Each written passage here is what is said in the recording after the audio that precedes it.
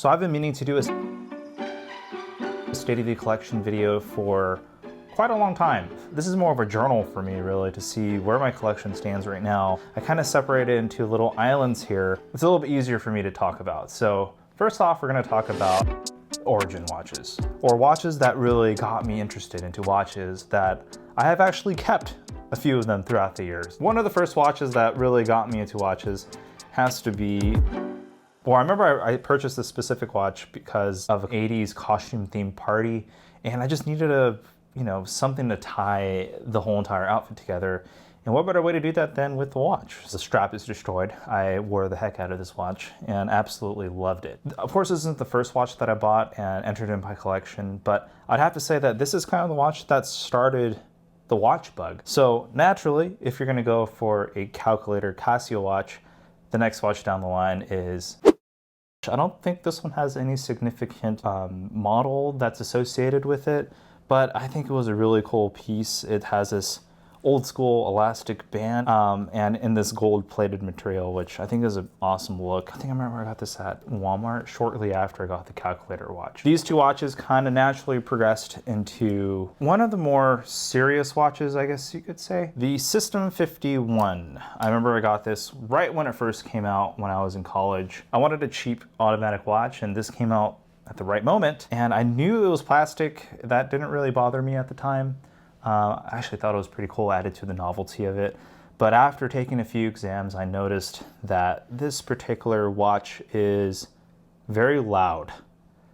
You can hear every single click and mechanical wind with every twist and turn of the wrist. I'm not sure if anyone else heard it, but I knew it bothered me, and it was very apparent, especially in very quiet situations, which I guess is a quirk of this watch. But it served me well, so well in fact that the movement doesn't even work anymore. After getting this watch, I wanted to dive just a little bit deeper into the watches, so we progress into the Timex Weekender. I remember I picked this up at Target, and I think it was my last year of college before I took it on an epic 3-month trip to Europe and Japan. I kind of put it in a retired state. It doesn't have a battery, even though I could pop in another battery and pop out the strap, which actually isn't a bad NATO strap if that came with it. It was a green NATO strap that I really liked. What can I say? It's a really great watch, especially for a college student. This was nice enough to wear for nice occasions, but also can take a beating at the same time. After getting my first job, and dug a little bit deeper into the watch world, I wanted a proper diver's watch, and after doing a little bit of research, watching a bunch of YouTubes, I think I stumbled across a TGV video talking about this specific watch, the EcoDrive Promaster from Citizen. This one really lived on the wrist for quite a while, and I was well aware that this was a solar movement in this watch, which didn't really bother me. I kind of liked the idea of having a solar watch at the time. It was pretty cool. You didn't have to wind it. You didn't even have to change the battery out. And I remember I wanted to choose either between this or SKX at the time, where you can purchase it for a fair price, not like how it is now. Hey, it's Editor Chris here. I noticed that the footage of the watches is a bit shaky. I totally apologize for this. It's actually the table that's moving, not the cameras itself. Also, this table's from West Elm, so it's not that cheap, so I'm surprised that it's a little wiggly. Anyone else have a problem with these West Elm tables? Let me know in the comments below. The Pepsi kind of appealed to me, but I didn't really want watch with color, I guess. I wanted something kind of subdued. Definitely a keeper in the collection. Now, back when I was in college, I had the opportunity to study over in Germany, where I wanted to pick up a special something, and I knew it had to be a watch, specifically a German watch.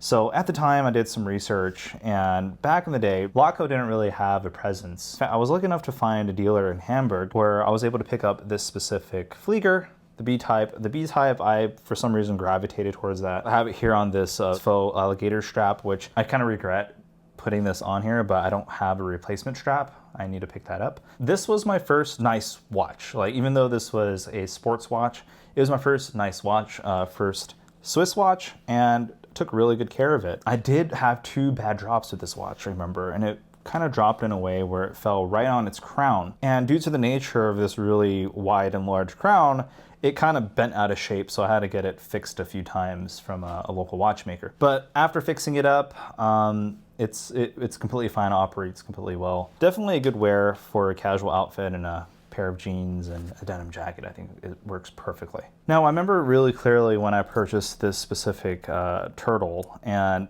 again, I wanted a Seiko. I really wanted a Seiko, but it was between a Pepsi and a turtle.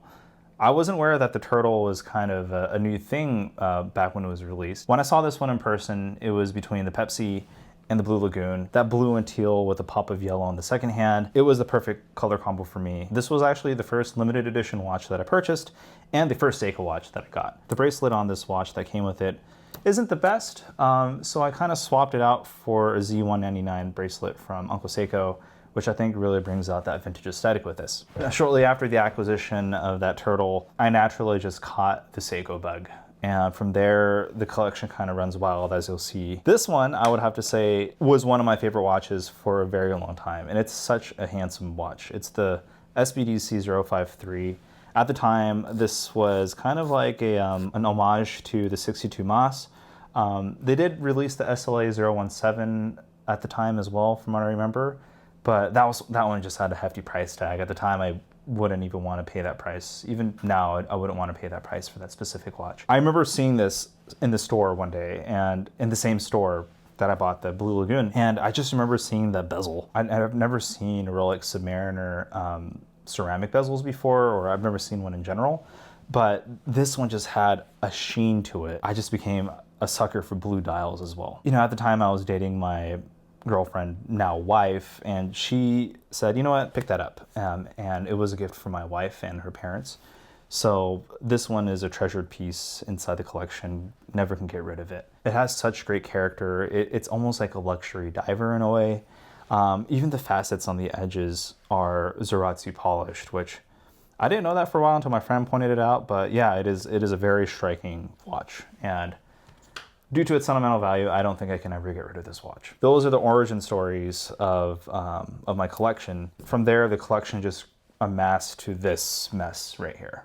Now, we are moving on to collecting what I liked. Starting off with the Vostok Amphibias. What we have right now is a Scooby-Doo 120 case, a 110 case, and the 090 case. This was my first one I picked up, though, the 110 case. I've always seen these on Amazon at the time, but it wasn't until my friend actually picked one up in person and I had a chance to handle them, and they were just really well built and quirky watches. I was kind of surprised how well they felt. Due to how cheap it is, you just want to keep collecting more, so I acquired 3 along the way. But my favorite out of the bunch, I would have to say, is the 090 case, which is this one. It's like a cushion case style. It just looks super utilitarian, kind of like a Panerai vibes on the dial. I did a little bit of light modding to the bezel. I kind of did my own brushed finishing using the back of a sponge and just like doing circular movements, and it turned out to be like this. Every single time I would wear a Vostok out in public, people would notice it and ask me like, wow, that's a really nice watch. And I told them that they can pick it up for like less than $100. So hopefully that spreads the word out for the Vostok fam. Quirky watches, but definitely keepers in the collection. Monster. I remember I picked this up on OfferUp a while back ago, and this was when I caught the Seiko bug. I remember at one point they were saying that they were going to discontinue the Monster, and I wanted to get one, so what better way to get one than the first generation in the black. I picked this up from the original owner, and he definitely wore it really well. The bezel on this thing almost looks brushed. Some of the black paint kind of got chipped off, which I think is a pretty cool look. I paid a really good price for this, so I can't complain. At the time, I easily could have gotten a more pristine version of a Gen 1 Monster, but I think this one has a bunch of character that you can't really replicate on another watch. So another keeper in the collection. Aha. Seiko Alpinist. Now, I just did a video on this watch saying how much I love this thing. It's a quintessential Seiko, especially the one that isn't the Prospex version, the one before it. I remember just seeing this for the first time. I wasn't sure if I liked it, but I heard so much good things about it that I just had to pick it up. I was lucky enough to pick this guy up during an Amazon sale. They were closing out, and this was right before they discontinued it and made the Prospex version that we see today. So I was super fortunate and lucky to have this in hand, and definitely not leaving the collection anytime soon. And watch that needs no introduction. It seems like the orange variant of the GMT Seiko 5 is just a huge hit, and for good reason. You know, ever since this came out, there seems to be a plethora of micro brands making GMTs as well, which is really good for the market because at the time, before this watch, it seems like GMT watches weren't really a thing. And if they were super expensive. So I'm so glad to be able to pick this one up, especially with the updated Jubilee bracelet. It's such a good watch. And the Seiko GMT actually gets a lot of wear time away from my Pepsi, especially from traveling to a place where, you know, it's not a really ideal area to be wearing your Pepsi out and about. So this one has been a great companion. And we got ourselves the Kurono Tokyo Seiji. Again, I did a full video on this, and I remember seeing this online, not specifically this watch, but the Toki, the salmon dial, and instantly fell in love with the Art Deco style that this watch exudes. When it came time to purchase that salmon dial, it was a limited edition, and like most Kurono Tokyos, you would have to wait until the next version comes out. So this was the next one in the line. Of course, it sparked a lot of controversy being only available for women, but eventually it opened up to everyone. But at the time, I got in early and I nominated my wife. So technically this is her watch. She got approved during that application phase. And in a way, this watch kind of helped us purchase, eventually you'll see the Tiffany Blue OP down the line. When we were inquiring for the Tiffany Blue OP, my wife was wearing this on her wrist, and she really loves this color. So her excuse was to, you know, complete the collection of these Tiffany Blue watches at the time that were really hot. So I guess it worked because we have one right here. The mighty Casio Duro, a watch that needs no introduction, a watch famously worn by Bill Gates. And again, this is the same situation with the Vostoks. That same friend wore this specific watch, and I was really impressed with the quality build of this thing. And you know, if it's good enough for Bill Gates, it's good enough for anyone. The only thing I really don't like about this is that it's a little bit of a big watch. I have it on this NATO, so it makes it even more thicker. But if you have small wrists, like this isn't really a good wear, I would say. Definitely a solid beater watch. G-Shock. Now, I've never been a fan of G-Shock, but you know, this was kind of a spur of the moment. It was on sale on Amazon at the time. It was during the pandemic, and I figured, what the heck, just purchase one of these, especially for the price point. Such a classic watch. And I remember just wearing this around my home at the time, just out and about. And you know, this is a really good watch. It's a classic watch that I think should be in everyone's watch collection. It just beeped for the hour there. Even if you don't like digital watches, it's a quintessential watch that should really be in everyone's collection. And especially for the price point of these, for the DW5600, it's justifiable just to pick one up. All right, we're moving on to the Funsies watch. So I never got into modding my own watches. A good friend of mine, he goes under the name on IG as Custom Chrono, loves the process of modding and building a watch from scratch. And this is what came about. I chose a Captain Willard case, teal, blue, and black colorway for the color scheme of this specific watch. I think it's a pretty handsome looking thing. So when Seiko reintroduced the Seiko Arnie, immediately I was captivated by that watch, from the history to down to the looks. It's kind of like the Monster. If you don't really like the aesthetics, for some reason over time it would just grow on you, and it really did. I did my due diligence and kind of looked out there for if I could find an original for a good cost, and unfortunately at that time it was kind of skyrocketing just because of the hype around the new Arnie. I came across this watch, the Casio Arnie. It's kind of like swapped, and it is a big watch, very comparable in size to the Casio Duro, but another classic watch. I picked this up on OfferUp for I think like 20 bucks or something like that. Well worn again from the previous owner, which I think is pretty cool. It could benefit from a new crystal, but you know, it doesn't really bother me that much. So another fun one that I kind of always was curious about, the Casio Royale. I would never have looked at this or even considered this watch without its correlation with James Bond, which I think is pretty cool. But after wearing it on the wrist, it's kind of like wearing a modern smartwatch. The designers of this watch easily made a well-legible and great layout for this specific piece. And again, this is one of those watches that you might as well just pick it up. It's super cheap anyways. And if it breaks down, you can just get a new one if you love it so much. If you pair it up with the G-Shock right next to it, If you're gonna have two digital watches, these are the ones to have. Maybe to fill the void, pick up a calculator watch. Probably the best 3-watch collection you can have in the digital space. So this one's pretty cool. This one's the Braun AW50. You know, sometimes you find yourself just doom scrolling on Amazon and you know, you come across watches that you've never seen before. This one in particular, the Braun, they don't just make razors and electric shavers.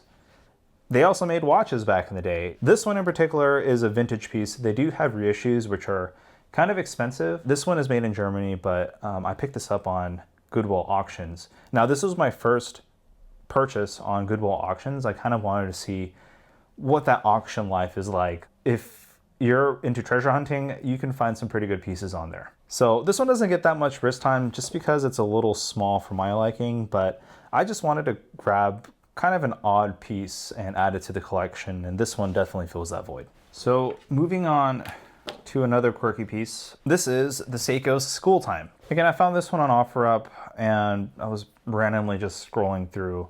And for those who know OfferUp on the app, it doesn't really show the price and it doesn't show the description of the watch. Right when I saw this, I thought it was going to be a Timex watch.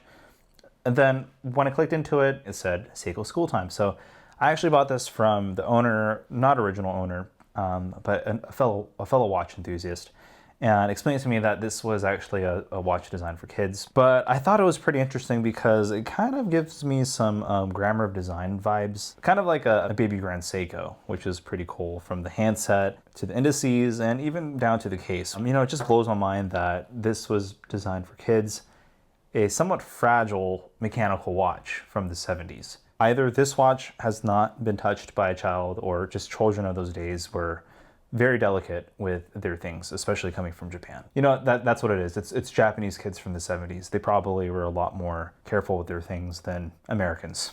No, I shouldn't say that. They were probably more delicate with their things over there as children of the 70s.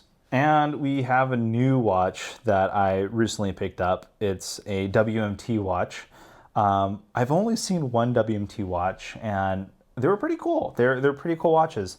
This one in particular, I saw on Instagram, like many of their watches that they advertise, and this one really is, you know, it's an homage, obviously, to the Paul Newman Daytonas of the time, the 6239. I just fell in love with it. It's an homage watch, but it's different enough. You know, it looks like someone just cut a bunch of pieces of paper and made a watch. But this specific piece, you know, it is quartz, and I think it was around like $450 or something. It's under $500. It is expensive for what you're getting, but it's such a fun watch, coming in at 37 millimeters.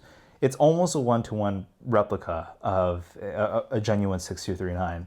And I've had the opportunity in the past to handle a bunch of 6239s and vintage Daytonas back in the day. You know, even though those things are going for $200,000 plus, it definitely doesn't feel like a $200,000 watch. It's gonna break. It's a museum piece. I'll never be able to purchase one of those Daytonas, but even if I did, I don't think I'll ever want to purchase one. It's just way too fragile. So really, this one will do. And actually, at a distance, it could kind of fool a collector, I would say. But you know, most watches are never going to be this pristine, especially watches of that time period. And of course, the watches that need no introduction, the MoonSwatches. And these are the 4 that I personally own, and I actually have the Neptune as well. And what can I say about these things? They're just fun watches. I camped out, me and my wife camped out for these 2, and came back the second time for the Jupiter and the Mars. People keep on asking about where I get these straps. These ones in particular on the Jupiter and the Moon, these ones are from C&S bands, formerly known as cheapest NATO straps. And this one, honestly, it's just a generic red strap that I purchased off the street on Craigslist somewhere, from some dude off Craigslist, which really any red strap will do, but this one really looks nice with its crimson red against the red case. You know, the real question is, do I regret buying these? No, absolutely not. First of all, they're the watches that really kickstarted my channel, and I am forever grateful for these watches because it allowed me to give me the push to create content for you guys. But the second question is, do these watches get any, you know, wrist time? And to be honest, no, it does not. Not necessarily. Sometimes I would bust out the Mars just because it's such a cool piece. But other than that, I mean, even the MoonSwatch, sometimes I do wear it from time to time. But I would say out of the bunch, the Mars gets the most wear time. I literally just wrapped up the shoot, but I forgot to include this watch. This is the Blancpain 50 Fathoms Scuba. I don't think I need to say more about this watch. This watch has been talked about so many times. I did a video on this watch, but it remains in the collection. This is the best looking variant of the bunch, much like the MoonSwatches. It's just gonna stay inside the collection. It's a little memento to staying in line for 18 hours to just get this one watch with my friends. It's not for everyone, including the watch. It's not for everyone. It's a little expensive, but nevertheless, a fun piece that I just wanted to experience buying. So what better way than to spend 18 hours in line? Now moving on to deals. Now this is a super fun category, I think. We're gonna start off with this one I got from Kohl's. I could not resist the fact that this was only $80. I don't know if all Kohl's don't sell Seikos anymore, but at the time, I think they were just clearing out a bunch of watches because I was able to pick this one up for only $80, which is an absolute steal. So if you do happen to have Kohl's around you, be sure to check it out and, you know, see if there's any Seikos in there or any watches that they're just clearing out. Now, this is another watch that I got off OfferUp. I picked this up from a seller that didn't really know what they were selling. I don't know how that seller got their hands on a bunch of solar tunas, but this one was by far the most valuable and the most unique. The other one was a Patty variant, but this one was the Save the Ocean. This was the one to get. So I picked this up for under $100. This was actually my first solar tuna, or not solar tuna, but solar watch from Seiko. It was great because I was able to compare it against the Citizen one. And Citizen by far makes the best solar movement watches. They're easy, they're better at hiding the cells. For the longest time, I mean, it's pretty well hidden here, but there is this line coming across the watch that I thought it was a crack for the longest time. But after like looking into it a little bit more, it's just, you know, their solar cells that they're hiding behind it. So really cool watch. I always wanted to own a tuna. This will do well in the meantime. So under $100 for this guy. Love it. Seiko 7A28. One of my favorite pickups, and knowing that it was the first mechanical quartz chronograph ever just piqued my interest into owning one. So I was really lucky to find this. Again, it was on OfferUp. So if you haven't already noticed, a lot of my deals come from just looking on OfferUp. And this one in particular was kind of hard to find because it wasn't labeled. It was in a bundle of watches. And the seller didn't really know anything about the watches. It actually belonged to his recently deceased father, unfortunately. And he was just making room to get rid of some things that he had. So I immediately saw this one. We met up at a Seiko store and he said it wasn't running. So I thought it maybe needed a battery. So luckily I brought it over to the Seiko store, I gave it to them, and they were able to diagnose the problem. They said it wasn't really a battery issue, unfortunately. It just needed a whole overhaul. And they quoted me $400. So I didn't want to pay $400. I struck a deal with the owner of the watch and was able to pick it up for $90, expecting that I had to put in maybe a couple $100 to get the watch up and running again. So I took it to a local watchmaker, and all it needed was a $20 battery replacement. He was able to get the watch up and running after honestly a couple of whacks on the table, gentle whacks, you know, not like anything violent, but just little whacks to get the, you know, everything running again. So that was a $20 well spent, and it's still taken away. Again, I did a full video on this thing, so if you haven't seen it, be sure to check that out. It's also a really fun video that I'm proud of. I know this watch was probably a special watch for the seller's father that owned the watch, so, you know, I vowed to make sure to take care of this watch and just give it the love that it deserves. And another recent acquisition, we have here a Timex Q. Now, at first glance, it might look like the Pepsi version, but it's not. It's this orange and navy blue version. When I first saw this online, I thought this was the red and blue version that the whole internet just went crazy for on its first release. And I really wanted that watch when it first came out, but it was just really hard to get. It was sold out online everywhere, and you can't really get it in stores. So I waited and waited for the opportunity, but never was able to snag one. So I was so happy when this was on sale a few months ago, I believe, for under, I think it was around $79 on their website with all the discount codes you can get. And it's just a really lovely piece. It has heritage. It goes back to the 70s for Timex. And even though it's not the Pepsi bezel, it's still a two-tone bezel that I think wears amazing. Now that I really think about it, the suggested retail price, it's honestly in the right spot, but $80 is, I think, the perfect sweet spot to pick this up. I just couldn't ignore it. The last watch that won't ever be beaten, I don't think. This will probably be the best deal that I'll ever get on a watch. And that is the Seiko 5KX Rowing Blazers, the rainbow dial, or the rainbow bezel edition. I was able to get this watch for $20. And if you asked how, I basically won it in a raffle. And my wife was with me, and I think she has to be my lucky charm because out of the 100 people that were in there in that room raffling, joining the raffle on this, I think it was like $5 a ticket. The famous last words I told my wife was, $20 is all I need. And I was able to pick this up, which was the grand prize and the 5th draw. So I absolutely love this piece. I would not buy this with my own money, to be honest, but for $20, it was worth the gamble. So, if only I could have $20 and put it into the lottery and win something, that would probably be better use of my luck.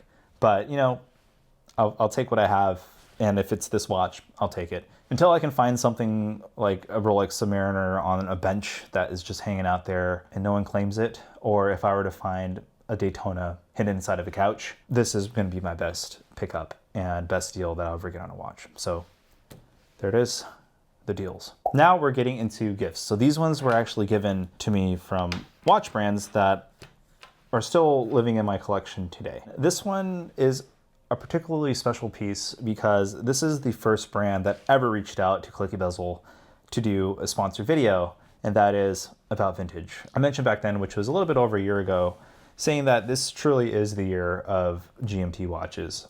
Oh man, I'm losing my voice from this video. It's just too much to talk about. And in return, they gifted me this watch to talk about. It stayed in the collection ever since, especially since they were able to get my engraving on the back, Clicky Bezel 2022, which was the inception of this channel, will forever be in the Clicky Bezel collection. I'm really grateful for About Vintage to reach out to me too, because they reached out to me when, oh man, I'm not sure how you guys do super long form videos because Jody from Just One More Watch, I'm looking at you. It's killing me.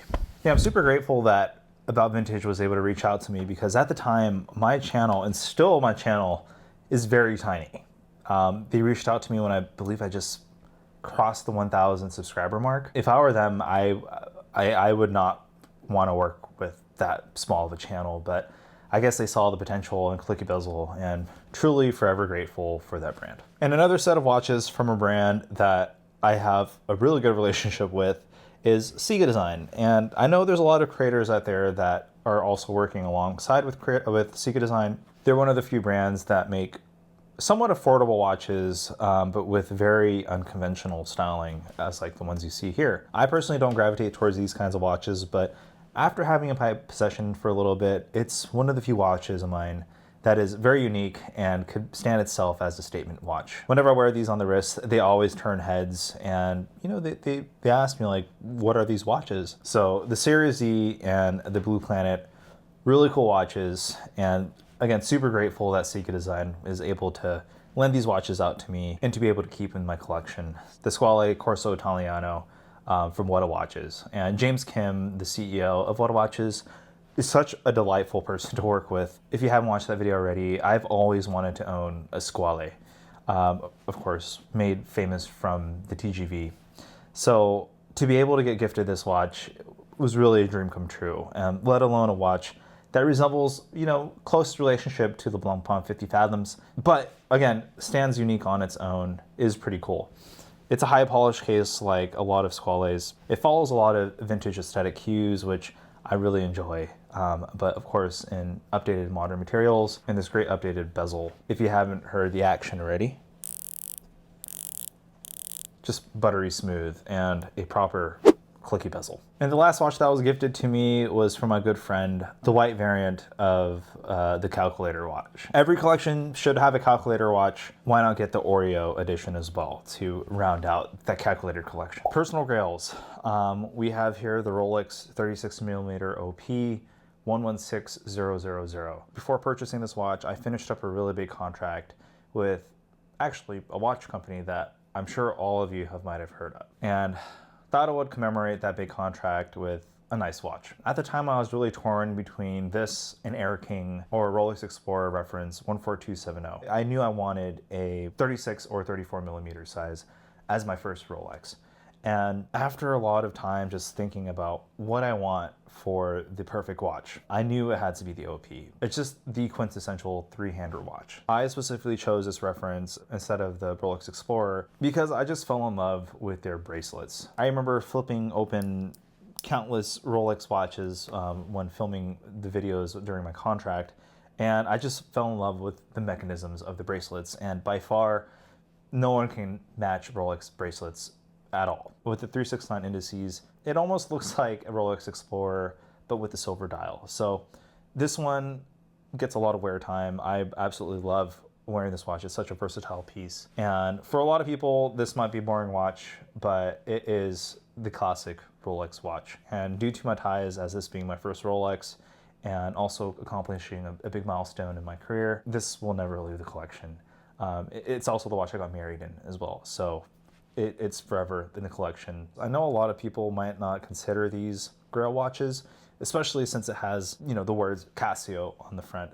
But these watches were such a hard time to find. I remember during the pandemic, just scrolling through Facebook one day, finding these watches. One specific account, I forget his name, had these watches out, and I just fell in love with the dial. It's something that Grand Seiko would do, but on these weird bracelet case combinations that almost looks like an Aquanaut. I did a full video on this, so be sure to check this out. I've been getting a bunch of DMs on Instagram if I would ever part with these watches, and honestly, I would not, just because they're so unique for the prices that I got it for. Even though I could make more money selling these off, they're just such a pleasure to wear that it's going to be in the collection for a while. So I do have three here. There is one variant missing, which is the blue dial. But to be honest, the green and the salmon dial was the one I was most excited for. Now the salmon looks salmon sometimes. Right now it looks kind of a brown in this light, but these two are definitely my favorites. The black one kind of has like a purple hue to it, which is pretty cool. But I can live honestly without the blue dial. If I ever come across it one day at a good price, I definitely would swipe it up just so I can have the full set here. And of course, we have the infamous Pepsi here. Even till today, I've had this watch for over a year now, and I've been meaning to make a proper year on the wrist review, but I want to make sure that video does its justice, because this watch, when I first had it ever in hand years ago, I knew I had to have it. At the time, I didn't have the means to purchase one of these pieces. But, you know, even though I've seen countless number of these Pepsis, to know that that one that I'm looking at in the showroom is mine was such an amazing experience. So there's something to be said about the Rolex Pepsi, right? Teddy Baldessar said this in his previous videos too. Everything that makes up the Pepsi, from its proportions to its history to its wearability, is one of the best watches ever created. And I can't agree more to that sentiment. Aside from what this watch represents, it also opened a lot of doors for clicky bezel as well. There are two very successful videos how I was able to purchase this watch with no waiting list and within 1 month. A lot of people don't believe it, but it's possible. And if you truly love watches and you show your enthusiasm for it inside the stores, you just might be able to be a standout customer to one of the sales associates there. I do wear this watch out pretty often, but unfortunately my sleeves would have to cover it most of the time because just watch theft is a big problem right now. So that's where the Seiko GMT comes into play for that specific reason. At this point in recording the video, I was getting kind of delirious because I don't usually make videos this long. So I accidentally said Seiko Pepsi when I really meant Rolex Pepsi. So yeah, just cut me a break here. The Seiko Pepsi has to be by far my favorite watch, and it will forever be my favorite watch, not only in my collection, but of all time. It's only natural to move into the next watch, which is an unbelievable grail. The Rolex OP in turquoise or Tiffany blue. Well, I was able to purchase this 2 weeks after I purchased the Pepsi, which is really unbelievable. I didn't think that I would get the call. My wife did inquire for this, so this is actually her watch. She gets most of the wrist time on this. But I remember leaving the store when we first inquired about the Pepsi. My wife asked the sales associate if they ever come across a turquoise blue OP to just let us know. 2 weeks later, after we got the Pepsi call, we got a call for this. It just blew my mind. Like I said before, if you show your enthusiasm for something, people will notice it. And that goes to show for this specific watch. Now, aside from the Patek Nautilus in Tiffany blue, the actual Tiffany blue, she has all 3 variants of the hottest Tiffany blue watches at the time, of this time, I would say. This is what's currently in the collection. I believe it's close to 40 watches. And the question I always ask myself is, where do I see my collection going? Because during the beginning of your watch collecting journey, it starts off with Seikos. You know, it kind of veers off from there, and that's the same thing for me. I've always had the dream of selling a few of these watches, which I have. I've sold a few watches in the past that really didn't, you know, resonate with me, or I just gave it away really to family and friends that are also watch enthusiasts. I'm always asking myself, where is the collection going? Really what I think the future is of this collection is just basically collecting what you like. And that really goes to show of the diversity that we have here. I know this is a really long video. This is a little bit different than what this channel is used to. So I hope you enjoy this format. This is more like a journal. And it might be a yearly thing. So I figured this might have been a good video to do, since a lot of other creators are doing this as well, to close out the year of 2023. So if anything, I'll see you next year. And most of all, I'll see you on the next one.